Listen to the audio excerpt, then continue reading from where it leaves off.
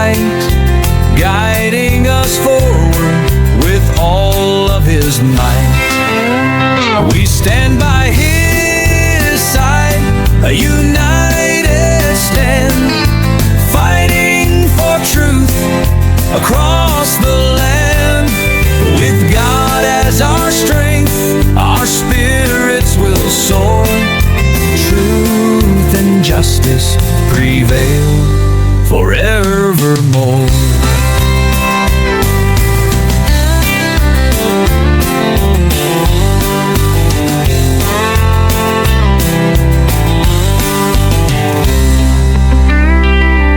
We stand by his side, a united stand, fighting for truth across the land.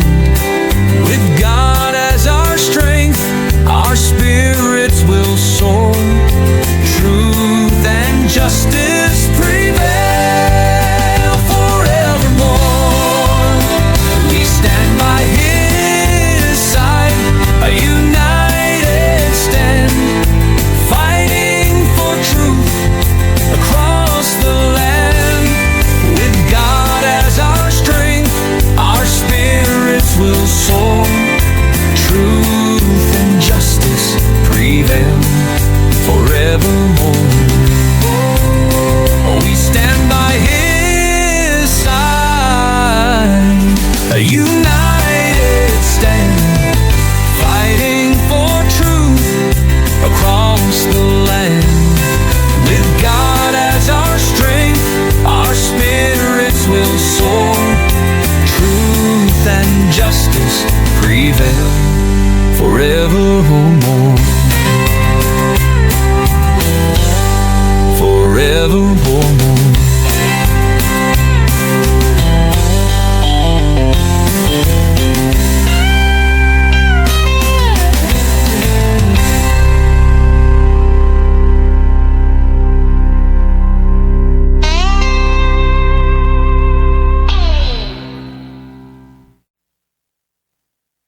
Okay, tuloy tayo mga kapatid sa ating ginagawang pag-aaral, ano? Ayan. So tayo ngayon ay nasa Kapitulo 2, talatang 14, patuloy hanggang 15. At kung saan pa tayo abutin? Yeah. Ano ang nilalaman ng Roma 2, talatang 14 hanggang 15? Ayan. Ganito ho ang ating mababasa mga kapatid. Sapagkat kung ang mga hintil na walang kautusan sa katutubo ay nagsisigawa ng mga bagay na kautusan, ang mga ito na walang kautusan ay siyang kautusan sa kanilang sarili, na nangagtatanyag ng gawa ng kautusang nasusulat sa kanilang puso, na pinatotohanan ito pati ng kanilang budhi at ang kanilang mga pag-iisip na nagsusumbungan o nagdadahilanan sa isa't isa. Ayun. Mapapansin nyo itong talatang ito, nahagip na rin natin ito kanina, hindi ba? At nung isang araw, marami sa mga hintil ang hindi naman talaga nakakaalam ng kabuuang detalye ng kautusang ibinigay sa mga Hudyo.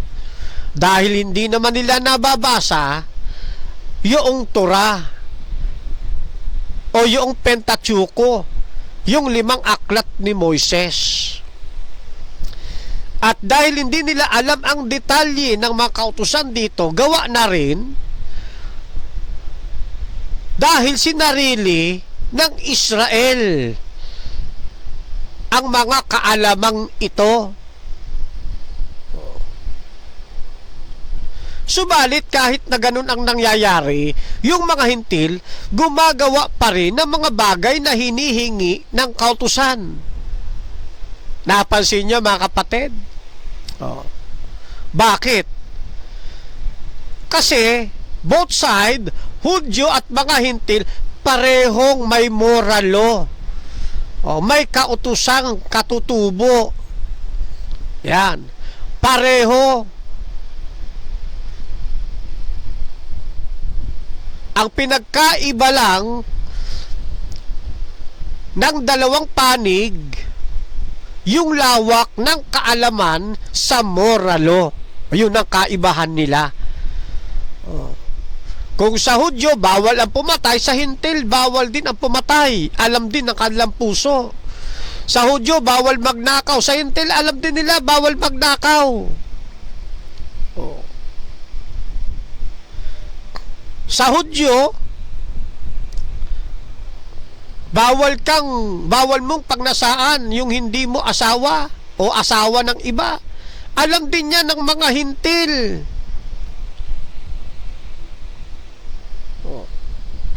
Tawag dyan, kautosang katutubo o kautosang bait. O likas na kabay, o ano tawag doon? Ha?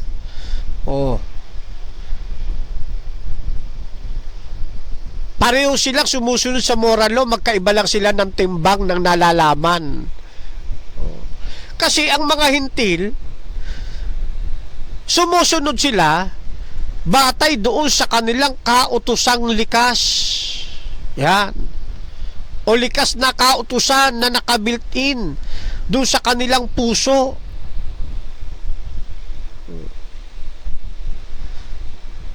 Dangang nga lamang, hindi ganong kalawak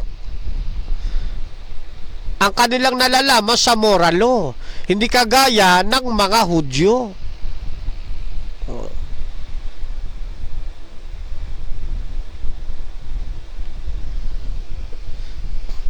Sa Pentateuco, nakalagay din, magpakita ng kahabagan ng isang tao sa kanyang kapwa. Ay di ba't ginagawa rin ito ng mga Hintil? Kasi meron silang katutubong bait. Yun yung moral law. Sabi doon sa Pentateuco, sa 5 aklat ni Moises, igalang mo ang niyang hari. Ay alam din ito ng mga Hintil eh, di ba? Sabi sa 5 aklat ni Moises, tulungan ang may sakit. Eh ginagawa rin ito ng mga Hintil. Di ba? Alam ng mga Hudyo pagkakaiba ng mabuti at masama. Alam din ito ng mga Hintil.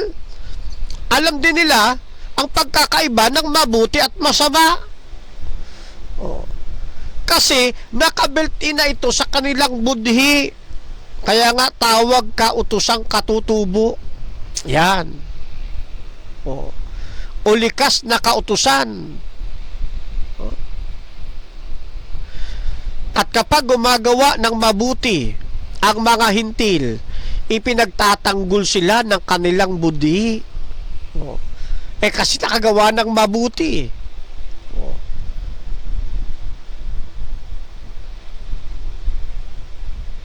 Meron lang kaunting pagkakaiba ang Hudyo at Hintil pagdating sa pagsunod sa moral law. Di ho ba? Sa Hudyo, ang moral law, alam nila ang buong detalye. Alam nila ang pasikot-sikot ng moral law at ng iba pang mga batas. Samantala, ang mga Hintil, hindi sila nakababasa ng kautusan o detalye ng kautusan na nasulat sa 5 aklat ni Moises, pero umaasa sila doon sa kautusang likas na nasa kanilang puso. Ayun ang kaibahan. Kaya sabi niya sa talatang yan, sapagkat kung ang mga Hintil na walang kautusan sa katutubo ay nagsisigawa ng mga bagay ng kautusan, ang mga ito na walang kautusan ay siyang kautusan sa kanilang sarili. 15, na nagtatanyag ng gawa ng kautusang nasusulat sa kanilang puso. At ang kanilang pag-iisip at nangagsusumbungan, nagdadahilanan ang sa isa't isa. Kapag nakakagawa ng mali ang isang Hudyo, ang isang Hintil, sinusumbatan din sila ng kanilang budhi. Kapag nakakagawa naman sila ng tama, ipinagtatanggol sila ng kanilang budhi. Ayun ang ibig sabihin nung binabanggit sa talatahong ito.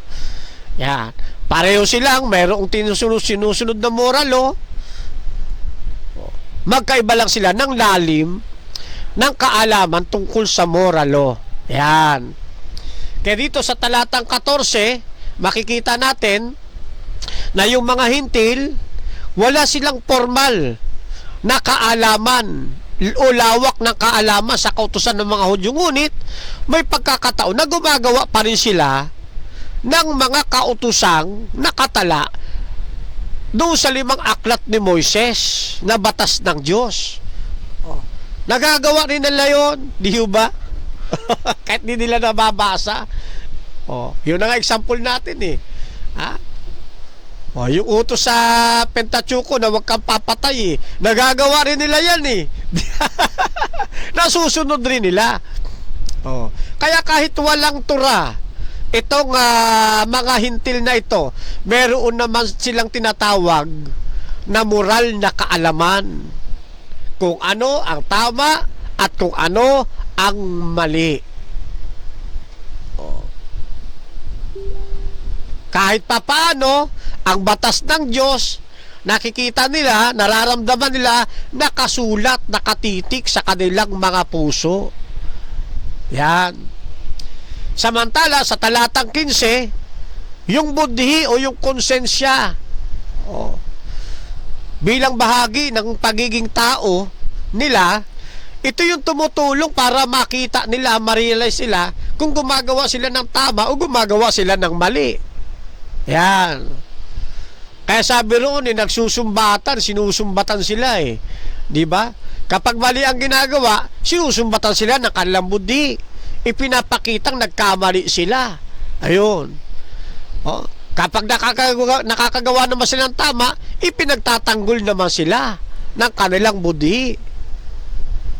Kaya, ipinakikita sa atin na kahit wala silang pisikal na kaalaman sa lawak ng kautusan, meron naman silang panloob na pamantayan na siyang nagsisilbi nilang batas sa araw-araw nilang buhay.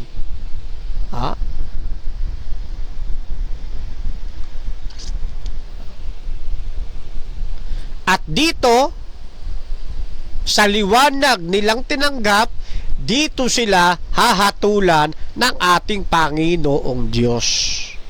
Kaya ang Diyos ay hindi bias na Diyos. Pantay kung humatol. Unang hahatulan ang mga Hudyo, kasunod mga hintil. Ayon dito sa aklat ng Roma.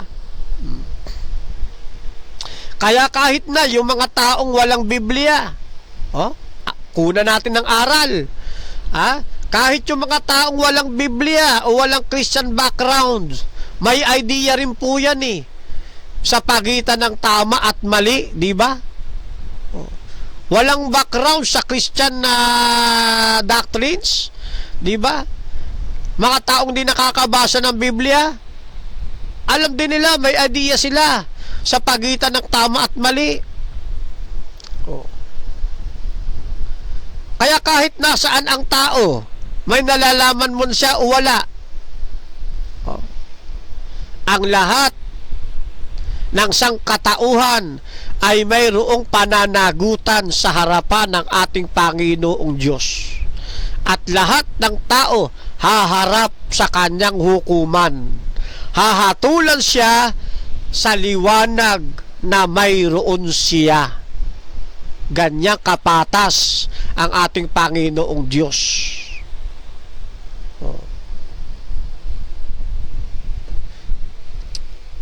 Bagamat ang budhi hindi perpektong bagay, pero maaari itong maimpluwensyahan ng mabuti, pwede rin itong maimpluwensyahan ng mali. Pero ganun pa man, nalalaman nila kung alin ang mabuti at alin ang masama. Yan yung kagandahan na ipinagkaloob sa kanila ng ating Panginoon. At tayo naman, na nakakakita ng katotohanan, mahalagang sanayin natin yung ating budhi sa pagsunod sa katotohanan. Isabuhay natin yung salita ng ating Panginoong Diyos. Dito natin sanayin ang ating budhi. Nang sa gayon, maganda ang magiging lakad natin sa mundong ito samantalang tayo nakikiraan. Dahil ang pagsunod ng tama sa ating Panginoong Diyos ay isang karangalan ng ating Ama sa Langit. Kaya sabi ng isang talata sa Hebreo, lapag natin, ngunit ang matigas na pagkain ay para sa sapat na anggulang, na dahil sa pagsasagawa nasanay na sa pagkakilala ng mabuti at masama. O kaya sinasanay sa gawang mabuti yung ating budhi, mga kaibigan, mga kapatid. Kung sa simula gatas pa lamang, hindi maglalaon, matigas na pagkain na rin ang magiging sapat para sa kanya. Bakit? Kasi sinasanay natin ang ating puso, ang ating budhi sa pagtalima sa Diyos na ating sinasampalatayanan. Ganun po yun, mga kapatid, mga kaibigan.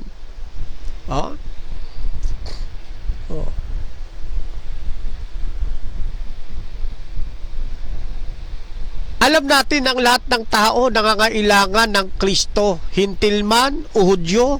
Nangangailangan sila ng kaligtasan kay Kristo. Kaya nga hindi tayo napapagod na mangaral ng ebanghelyo.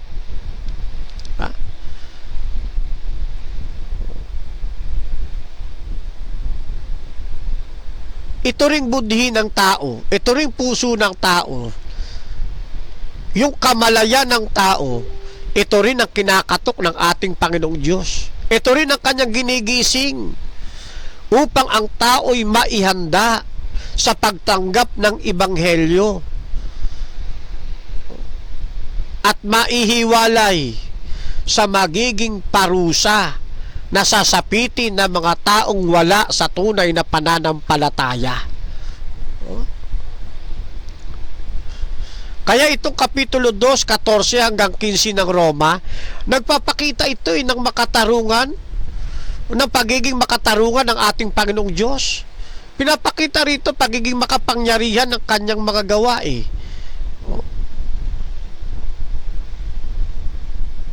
Ang Diyos, napakabait, napakabuti, mga kaibigan, mga kapatid.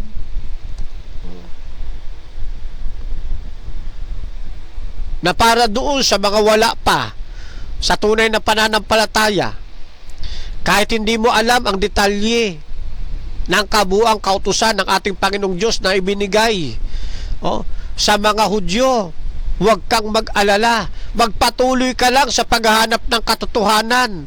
Tutulungan ka ng iyong budhi, tutulungan ka ng iyong kamalayan, ng iyong puso.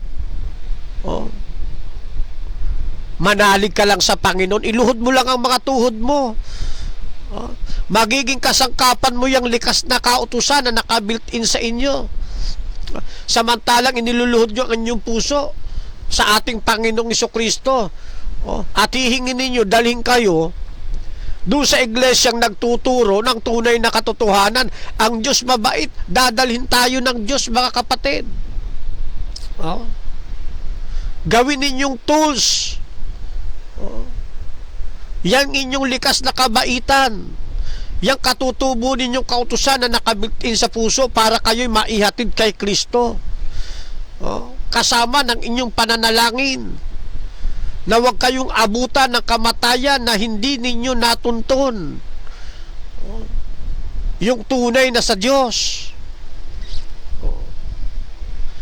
Dahil lahat tayo mayroong pananagutan sa ating Panginoong Diyos. at nangangailangan ng kanyang biyaya at kapatawaran. Kaya ang Diyos hindi rin nangihinawa, mga kapatid Ginagamit ng Diyos iba't ibang programa ng Seventh-day Adventist Church. Sa pamamagitan ng iba't ibang mga programa ng Seventh-day Adventist Church, mapa-radyo, mapa-television, mapa-internet, nananawagan ang Diyos sa lahat ng tao, mga kapatid, na wala pa sa tunay na panig ng ating Panginoong Jesucristo. Inaanyayahan kayo, tinatawagan kayong makinig sa kautusang nasa inyong puso. Gusto ng ating Panginoon, sanayin ninyo ito sa pagsunod sa salita ng Diyos. Huwag kayong magiging mapaniwalain doon sa mga nagsasabing biyaya na lang ang kailangan, hindi na kailangan ng pagsunod. Makinig kayo doon sa iglesyang nagtuturo ng nasa Biblia, na yung pananampalataya, kalakip niyang ng pananampalataya, gumagawang kalakip.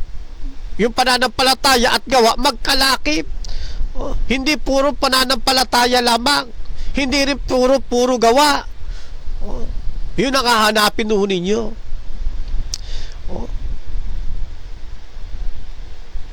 Nais ng ating Panginoon, mamuhay tayo ng may kabanalan, na sinusunod ang lahat ng mga eksistidong kautusan, lahat ng mga eksistidong batas ng ating Panginoong Diyos. Makakaya natin itong sundin through Christ, mga kapatid, at sa patnubay ng banal na Espiritu. Ito yung layunin ng banal na Espiritu kung bakit iniwan ipaalala sa atin yung mga turo ng ating Panginoong Jesucristo upang tayo'y dalhin sa buong katotohanan. At gagawin natin ito nang itinataas at niluluwalhati at napaparangalan ang Diyos, hindi ang ating sarili. Mga kapatid? Kaya sinasabi natin dapat tuntop din yung mga eksistidong batas. Isa itong pangangaral, pagpapatotoo sa pamamagitan ng Biblia, hindi bilang pagyayabang na nasusunod ng tao ang kautusan. Ganun po yan, mga kapatid. Kaya tayo, wag tayong manghihinawa.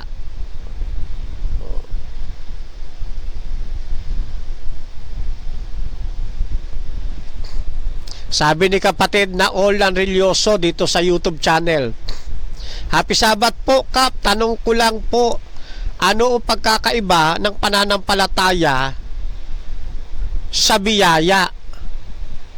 Ayun. Ano daw pagkakaiba ng pananampalataya sa biyaya? Sa maliitang pagsagot, ang pananampalataya, nasa damdamin po ito. Damdamin natin ito Ang Diyos ang nagbigay ng pananampalataya sa atin. Nasa sa atin na lang yun, sa pamagitan ng ating free will, kung yung ibinigay niyang pananampalataya, ipapractice natin. Yan. At kung papaano natin ipapractice. Kasi ang Diyos, di ba? Sabi sa Epeso, yung pananampalataya galing din sa Kanya O sa Pilipos ba yun, Epeso? Galing din sa Diyos yun, yung pananampalataya. Kasama yung nakabiltin sa ating puso, mga kapatid. Kaya na kay Kristo ka wala, mayroon kang pananampalataya. Bakit yung iba nananatiling nahihirati doon sa kanilang mga anito? Patuloy ang kanilang pagsamba sa kanilang mga Diyos-Diyosan dahil yun sa pananampalataya. Damdamin po yun pakiramdam. Tayo naman, yung pananampalatayang ipinagkaloob ng Diyos, ginagamit natin sa tama. Sa halip na sa anito tayo, sasamba, ginagamit natin sa pamamagitan ng pagsuko ng ating buhay kay Kristo. At paniniwala na kapag dumating ang kapanahunan sa kanyang ikalawang pagbabalik, makakasama natin ang Ama. Yan. Kaya pagdating sa pananampalataya, damdamin itong ibinaon sa ating puso ng Diyos. Ano naman yung biyaya? Ang biyaya, ito yung kagandahang loob ng ating Panginoong Diyos. Kagandahang loob. Alin itong kagandahang loob ng Diyos? Na ang tao maialis sa galit ng Ama. Ang tao maialis sa hatol, sa dagat-dagatang nagliliyab na apoy at asopre. Ang biyaya inilalapat sa atin upang di tayo makasama doon sa mga mapaparusahan at sa galit ng Ama. Dahil sa biyaya, makalilipat tayo sa buhay na walang hanggan. Yun mga kapatid. Kaya yung biyaya, yan yung pabor ng Diyos na ibinagkakaloob sa tao. Yan yung regalo ng ating Panginoong Diyos. Ibinibigay sa tao ng walang bayad. Na ang biyaya, hindi mo kinakailangang pagtrabahuan para makamit mo yung biyaya. Biyaya nga di ba? Para katulad dito sa atin, di ba? Nagkaroon ng pandemic, ayan na niya biyaya. Di ba? Natatanggap mo yung biyaya hindi dahil pinaghanap buhayan mo. Ayun. Ang biyaya ng Diyos, ang kailangan mo lang, gagamitin mo yung pananampalatayang i-built-in sa iyo ng Panginoon. Yan, para makamit mo yung biyaya na buhay na walang hanggan. Yung biyaya na kaligtasan. Di ba? Kaya doon sa Efeso, di ba? Sa biyaya, kayo'y nangaligtas. Ano ibang termino nun? Sa pabor ng Diyos, kayo'y nangaligtas. Ano pa ibang termino? Sa kagandahang loob ng Diyos, kayo'y nangaligtas. Ayun. Para mapunta sa iyo yung biyayang ito, kailangan mong tanggapin. Hindi po pwedeng tutunganga ka lang. Hindi mo tatanggapin. Ang magiging tungkulin ng tao para tanggapin yung biyaya, tatanggapin, i-accept mo. Yan. Aabutin, tatanggapin mo, i-accept mo, mananangan ka sa biyaya. Ganun po yun mga kapatid. Yan ang pinagkaiba ng biyaya at pananampalataya sa isang maikling panagot. Ayan. At alam ko kayo rin, meron pa kayong magagandang mga panugon diyan po sa pagkakaiba ng pananampalataya at biyaya. Nagkakamali lang yung iba rito akala nila yung pananampalataya. Kapag sumampalataya ka kay Kristo, ikaw yung nabigyan ng pananampalataya ikaw yung nabigyan ng pananampalataya. Pag hindi ka sumampalataya, hindi ka sumampalataya kay Kristo, hindi ka binigyan ng pananampalataya. Hindi po. Yung pananampalataya, ibinigay na ng Diyos yan, kaakibat na yan ng moral law. Nakabuilt-in na po yan sa ating puso. Kaya na kay Kristo tayo o wala tayo kay Kristo, parehong may pananampalataya. Yung atheist nga may pananampalatayang wala ang Diyos walang Diyos di ba? Ayaw lang nila aminin na sila man nananampalatayang walang Diyos. Ang kaibahan lang ng nakay Kristo,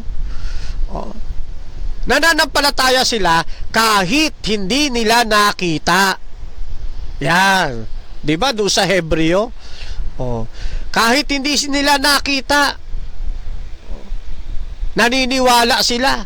Kahit ang Diyos hindi nila nakita ng hayagan sa kanilang mata, pero dahil sa pananampalataya, naniniwala silang may Diyos. Yun ang kaibahan ng pananampalatayang na-convert natin sa pananampalatayang Kristiyano. nagamit natin sa tama yung nakabuilt-in na sa ating pananampalataya. Ganun po yan mga kapatid. Yung mga nasa panig ni Buddha, may pananampalataya rin yun eh. Di ba? Kanino galing yung pananampalatayang yun? Sa Diyos din galing yun. Hindi lang nila nagamit ng tama.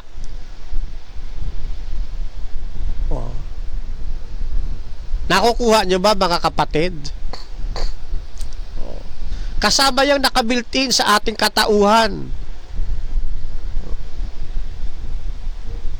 Yan muna, pansamantala kong tugon, kapatid na Ola Relyoso. Sa susunod siguro, lalawakan natin yan. Magkaroon tayo ng isang paksa tungkol dyan. Okay?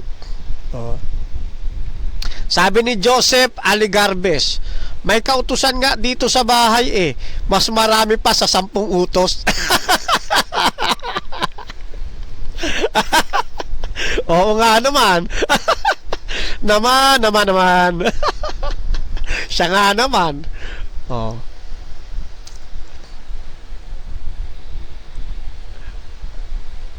Teka, sipat muna tayo sa iba.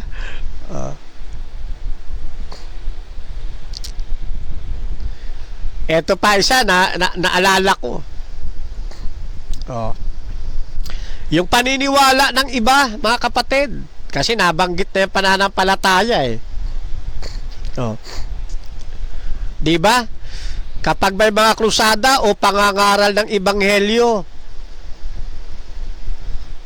pagka merong mga tumanggap, ano sinasabi nila? Kinilos ika ng banal na espiritu. Kumilos ang banal na espiritu sa kanilang buhay. Kumilos anya banal na espiritu sa kanilang buhay, kaya tinanggap nila ang pananampalataya ating Panginoong Jesucristo. Para bang kapag yung mga taong hindi tumanggap kay Kristo, para bang lumalabas hindi kumilos ang banal na espiritu sa kanila? Ganun ba yun? Hindi ho, mga kapatid. Sa panahon ng pagbabible study, sa panahon ng pananalangin, ang banal na espiritu kumikilos sa bawat kaluluwa, sa bawat tao. Nagkakatalo lang yan kung yung bang pagkilos ng banal na espiritu sa iyong buhay, ia-accept mo ba? Tatanggapin mo ba? Saan nakabase yan? Sa free will ng tao. Kaya tumanggap kay Kristo at hindi tumanggap kay Kristo, pareho po yung kinikilos ng banal na espiritu. Kaya lang, yung tumanggap kay Kristo, mas pinili niya si Kristo. Yung isa naman na hindi tumanggap kay Kristo, kinikilos din yun ng Holy Spirit eh. Kaya lang dala nung free will nung tao, mas pinili nung tao na hindi sumampalataya kay Kristo. Pero pareho po yung kinikilos ng Holy Spirit. Nasa tao lang ang pagpapasya, mga kapatid. Ganun ho yan. Kaya baguhin ninyo termino ninyo, mga kapatid. Pag nakitang may nabautisman, yan kasi kumilos ang banal na espiritu sa kanyang buhay eh. Tapos pag may nakitang hindi nabautismuhan eh, parang hindi kumilos ang banal na espiritu sa buhay ng tao. Parang kumikilos yan. Sa ganap at di ganap, kumikilos ang Holy Spirit. Nasa tao lang ang pagpapasya. Ganun po yan, mga kapatid. Nabanggit ko lang dahil doon sa tanong ng pananampalataya eh. Pag hindi manampalataya, hindi kinilos. Pag nanampalataya, kinilos ng Holy Spirit. Kaya kung minsan nasasaktan natin yung kalooban ng banal na espiritu nang di natin nalalaman eh. Ano sasabihin ng banal na espiritu? Ano palagay mo sa akin? Tatamad-tamad. Yung mga hindi tumanggap kay Kristo, hindi ko kinilos ang kanilang buhay. Kinikilos ng banal na espiritu yan. Kaya lang may sariling pagpapasya bawat tao. na itinalaga ng ating Panginoon at nirerespeto ng ating Panginoong Diyos yun. Kaya nga doon, di ba, sa Roma 1, pinag-aralan natin noong nakaraan, gusto ng Diyos mapabuti. Kaya lang mas pinipili ng tao mapalayo sa Kanya. Di binigay sila ng Diyos doon sa gusto nila. Di ba? Ganun po yun, mga kapatid, ha? Na ano lang natin yun, nasaling lang natin. Yan. Kaya ang oras, ganap na alas 4:25 ng hapon. Dito po sa Pilipinas. Yan.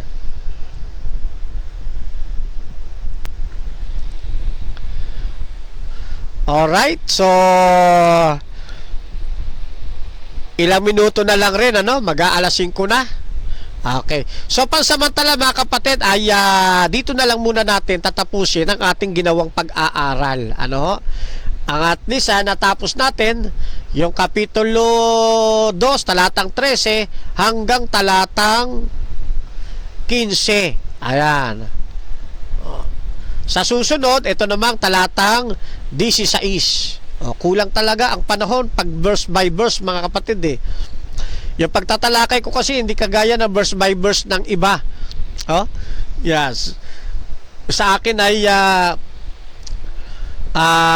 talagang sa abot ng ating makakaya, tinitingnan natin historical background, historical settings, by context, at maging yung pagkakahanay ng mga salita, yung syntax ay binabantayan din natin. Okay? At ito ay inilalagay natin sa pattern ng biblical interpretation o ng hermeneutics. Kaya medyo matagal to talaga. At kayo sa bawat pagtatalakay ko, marami rin kayo naiisip di ba? Kasama na dyan yung pag-a-apply sa ating buhay. Ayan. Alright? So, dyan muna tayo, mga kapatid. At tayo muna ay dadako sa pagbati. Tapos tayo'y mananalangin. Yan. Shout out kay kapatid na Reynante Chavez. Yan. Kay kapatid na Teresita Camacho. Oy, may kaapelido ako rito May kamag-anak ako rito Happy Sabat po. Yan.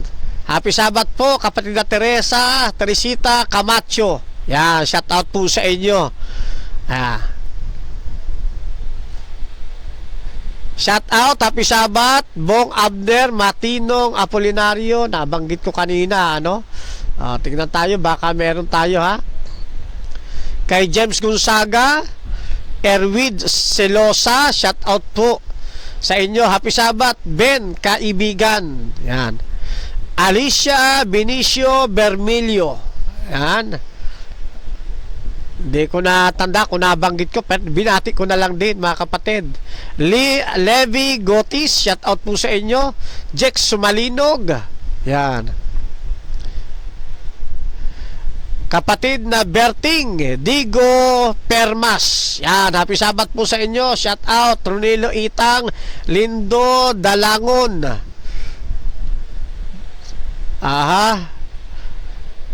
shout out. Ami Lanyohan,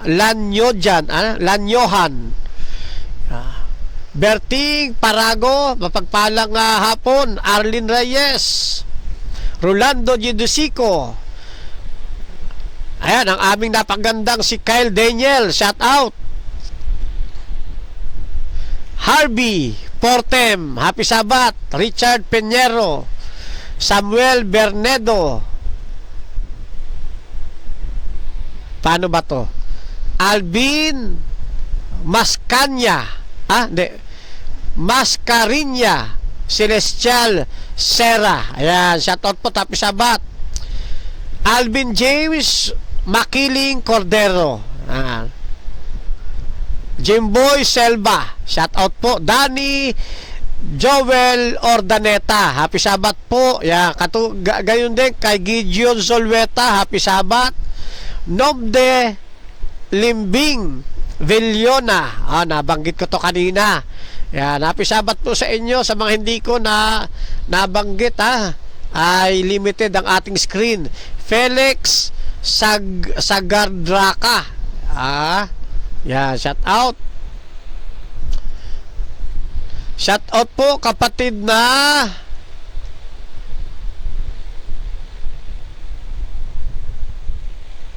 nawala. Ang bilis naman.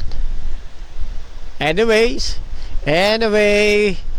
tingnan natin paano ba ito binibigkas?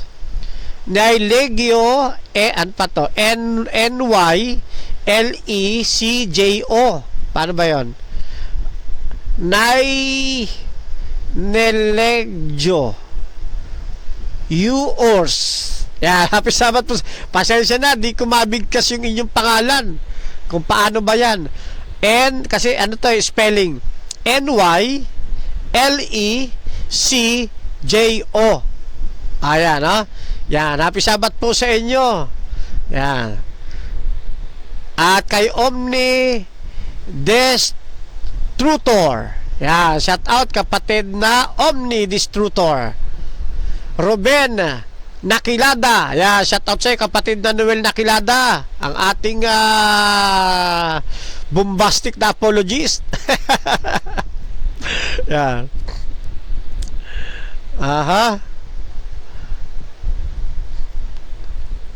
Alright. Wala na siguro. Pasensya po sa hindi ko naabot ng pagbati. Kasi limited yung ating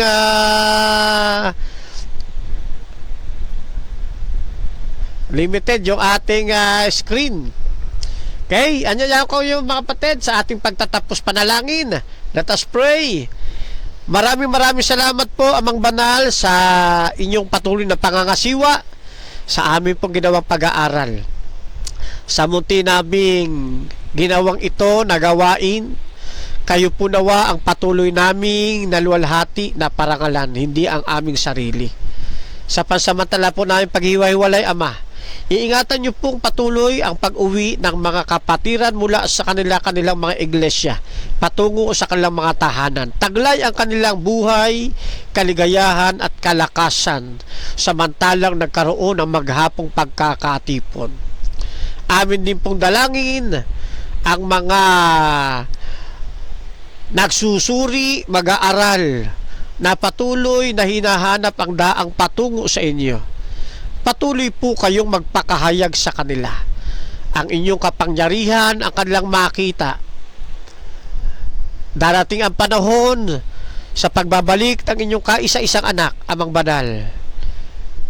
Kaming lahat ay papariyan sa inyo upang kayo po ay aming masilayan at aming pong mayakap.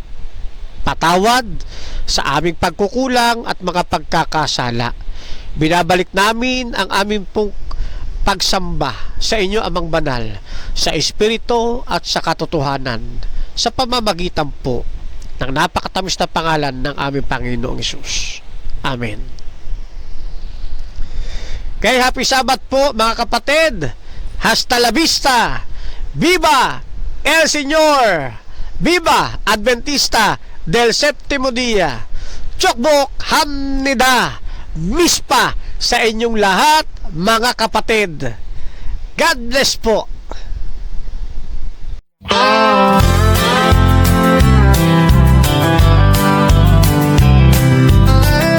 Fernando Baeza Camacho Jr., a name we hold dear, serving God faithfully year after year,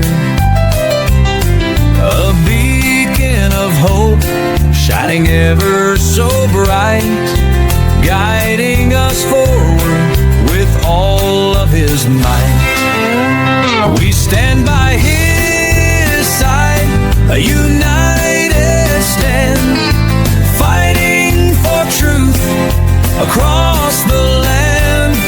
With God as our strength, our spirits will soar. Truth and justice prevail forevermore.